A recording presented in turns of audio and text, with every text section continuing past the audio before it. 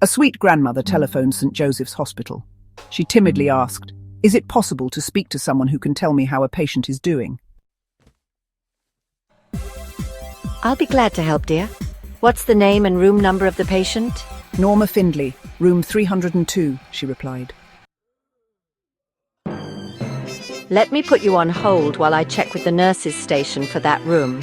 I have good news. Her nurse just told me that Norma is doing well.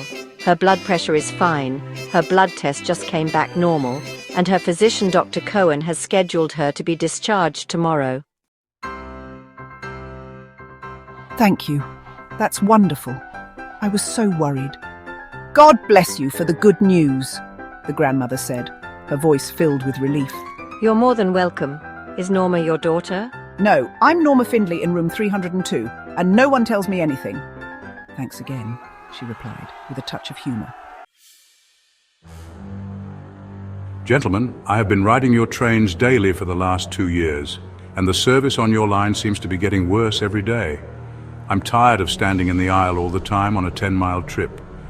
I think the transportation system is worse than that enjoyed by people many years ago.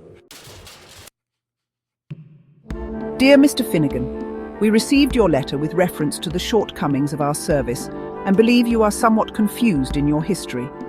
The only mode of transportation 2,000 years ago was by foot." I am in receipt of your letter, and I think you are the ones who are confused in your history. If you will refer to the Bible and the Book of David, 9th chapter, you will find that Balaam rode to town on his ass. That, gentleman, is something I have not been able to do on your train in the last 2 years. Patrick Finnegan. When you are getting old, everything hurts. What doesn't hurt doesn't work. The gleam in your eye is the sun shining in your bifocals. You feel like the morning after, but you haven't been anywhere. Your children begin to look middle-aged. You join a health club but don't go. You have all the answers, but no one asks you the questions. You look forward to a dull evening. You need glasses to find your glasses. You turn out the light for economy instead of romance. You sit in the rocking chair and can't make it go. Your knees buckle, but your belt won't.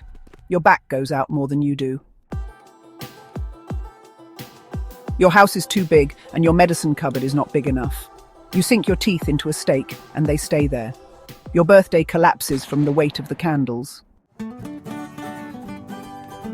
A man walks into a pharmacy and asks an assistant if she can give him something for the hiccups. The assistant promptly reaches out and slaps the man's face. "What did you do that for?" Well, you don't have the hiccups anymore, do you? "No, but my wife does, and she's outside in the car."